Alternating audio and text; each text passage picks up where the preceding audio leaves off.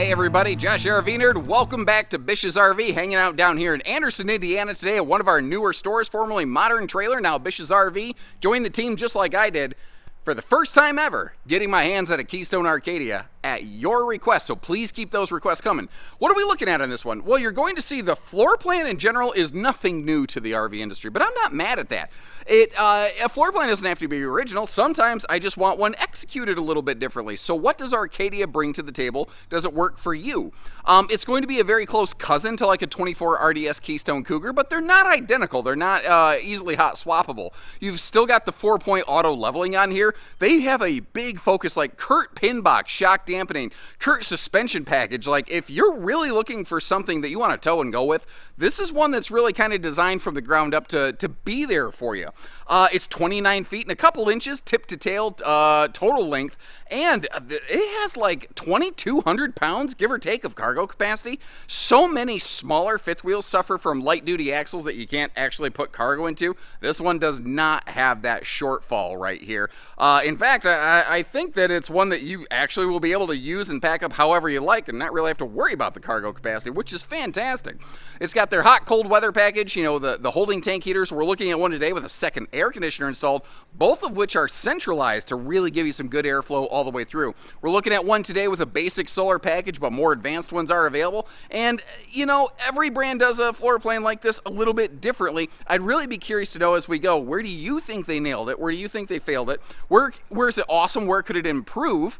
And leave me some notes. And short of that, if you like how we're also going to point out some good with some bad features, make sure you hit that subscribe button. Let's get started and see what the Arcadia brings to the table. And certainly as you go through this, if you've seen a lot of RVs, especially with this layout, there's going to be some things that look very familiar because there's some things that don't need changing, but you're also going to see some things done differently. Like versus its cousin, the Cougar, you don't see floor heating vents in Arcadia. So there's going to be little subtle shifts like that sometimes. Like the decor, it's kind of, it's like a lighter kind of farmhousey. Actually, I think there was a song about that. It was like, farmhouse is a very, very, very fine house. Wait, no, actually, never mind. That was a different house. Anyway, regardless, you've seen floor plans kind of like this before. But it's nice to have choices and options before you spend a lot of money. You've got this giant rear dinette back here, but I really want to give them some credit. They went with the free floating folding table right here that can shift all around, which is really, really nice if you want to turn it sideways and kind of double lounge it or something. You want to get it totally out of the way. You want to put it in front of the sofa. You can do whatever you want with it. It doesn't matter. They're using a bigger air conditioner standard on this thing here. You're going to see this one today is outfitted with second air conditioner, and they're using the full-on Keystone Blade Pure air system. That the air conditioner itself, you might notice, looks a little funny. That's because you can literally get residential grade air filters to put right in that thing, which is not something a lot of RVs in this class will offer you here.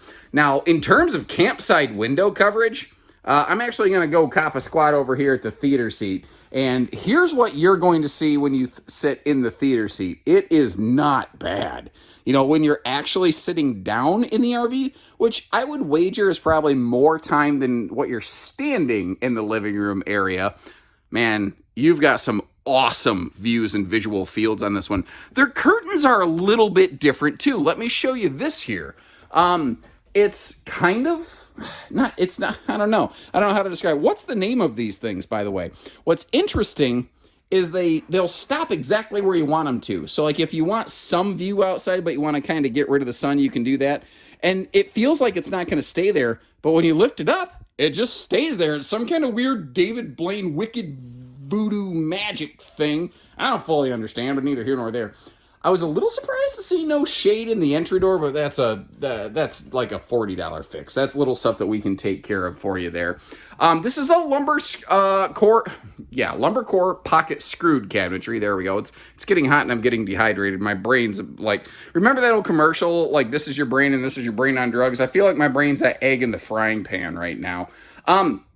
The corner here, I like how they included the pop-up power tower, and you see that yellow sticker. Anywhere you see those in this RV, most of which are actually kind of tucked away, you will find that those are prepped and run to the inverter. The basic solar package that we're looking at today, the 200-watt package that every single Keystone comes with, it does not have an inverter, but the more advanced packages that are available on this from the factory do include a 2,000 watt inverter, and you can actually just go ahead and install one on this RV if you're interested.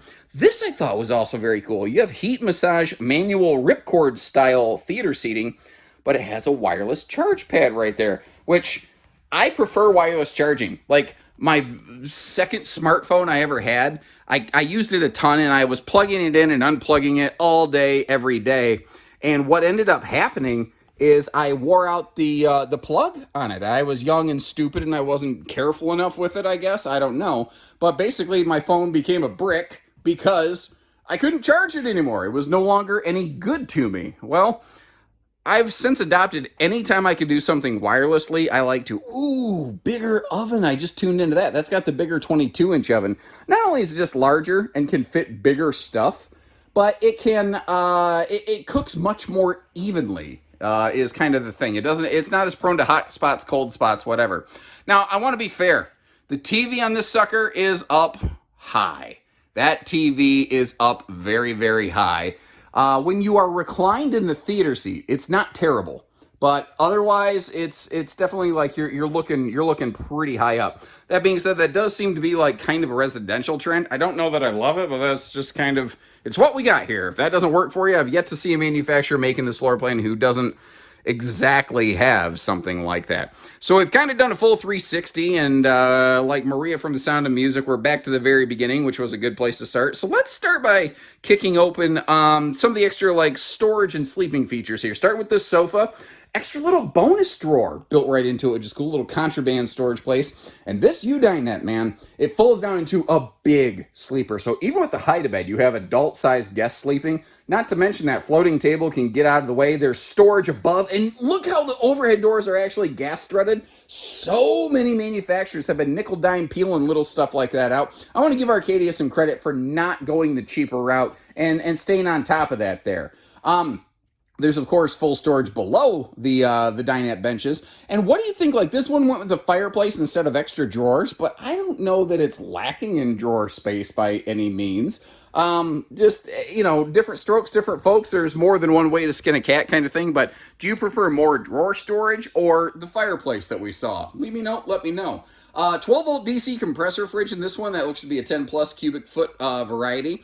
And again, that table can float over here in front of the theater seat, which is probably how I would use the table most of the time. I'd probably leave the table sort of floating around the middle of the RV, almost like an island that I could just move if I needed to, you know, get it out of the way. You know, move, table, get out the way kind of thing.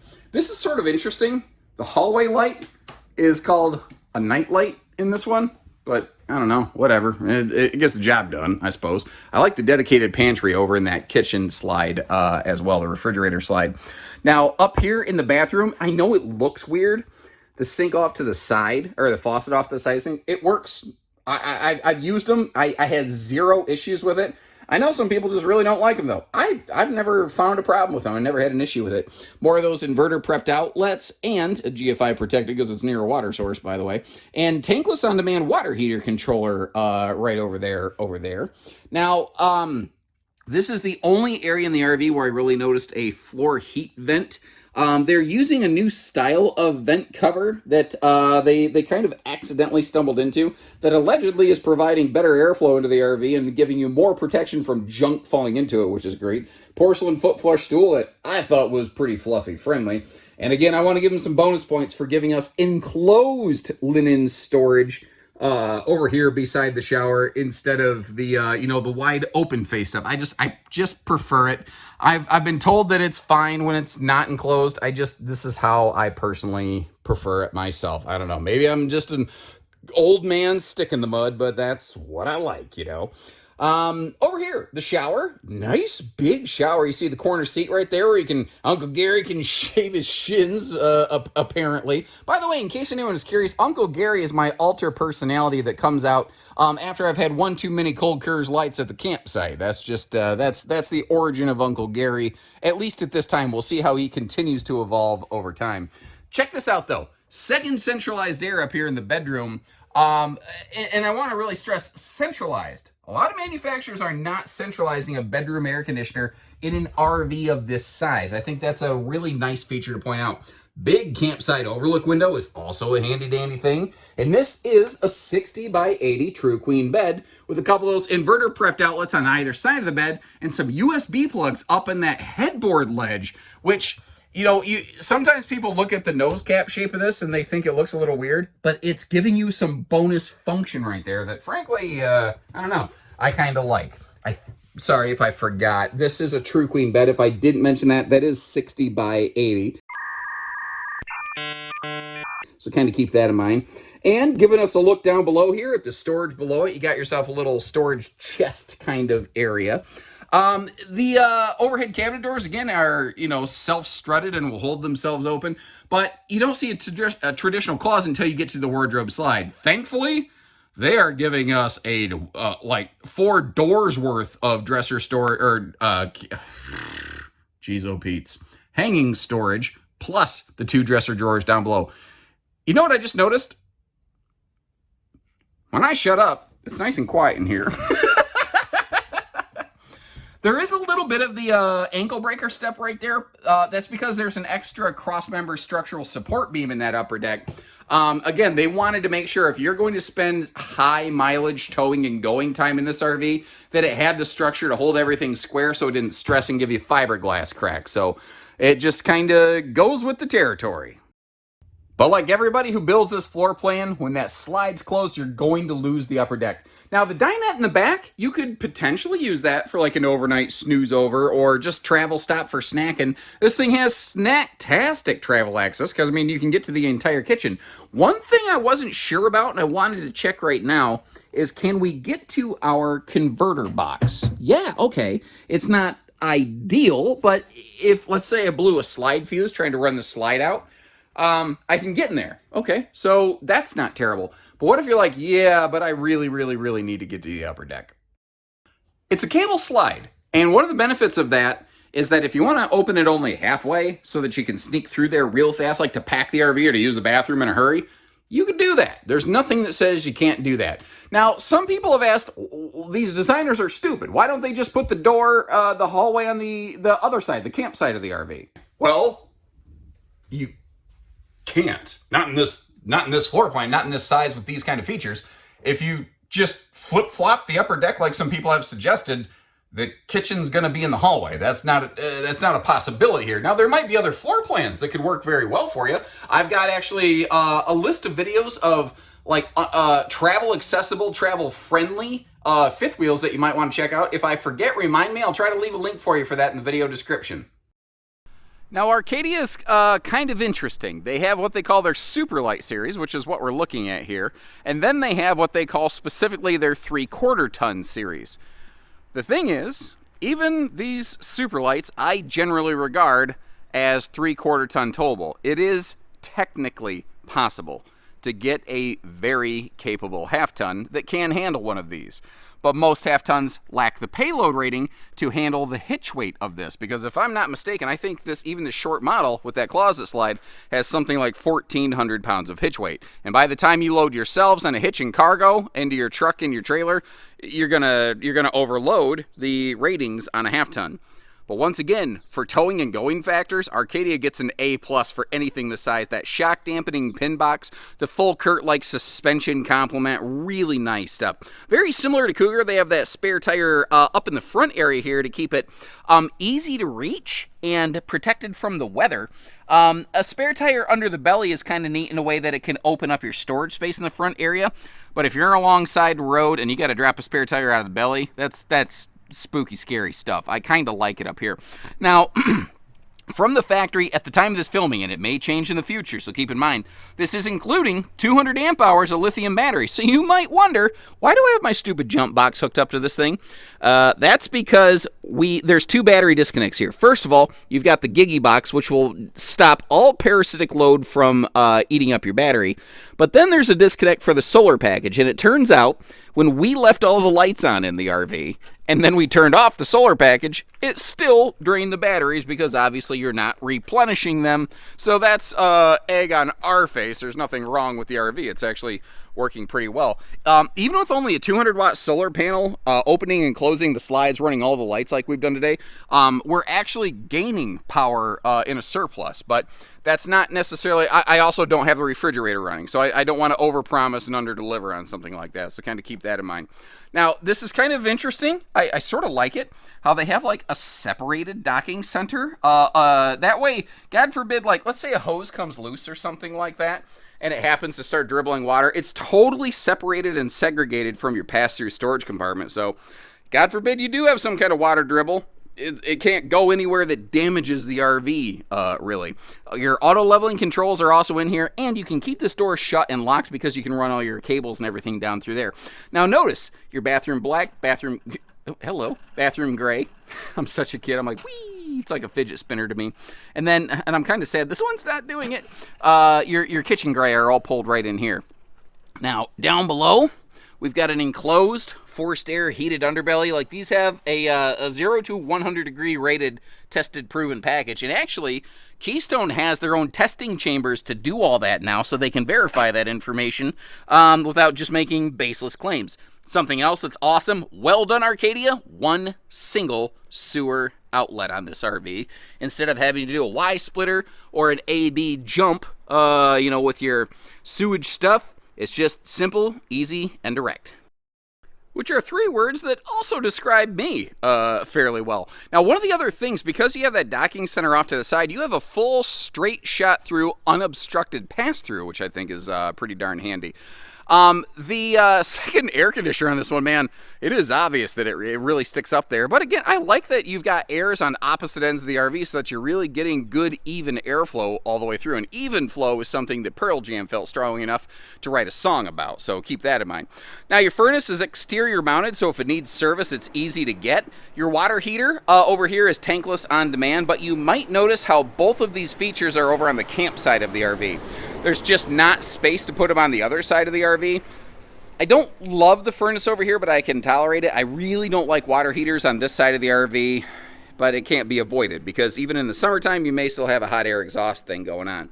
Now, down here, again, when I said that they had good running gear, you've got that full Kurt suspension package here, like greasable Zerks and, I mean, just everything they could. Even though it's a small fifth wheel, they gave it some really big, heavy-duty hardware on this one.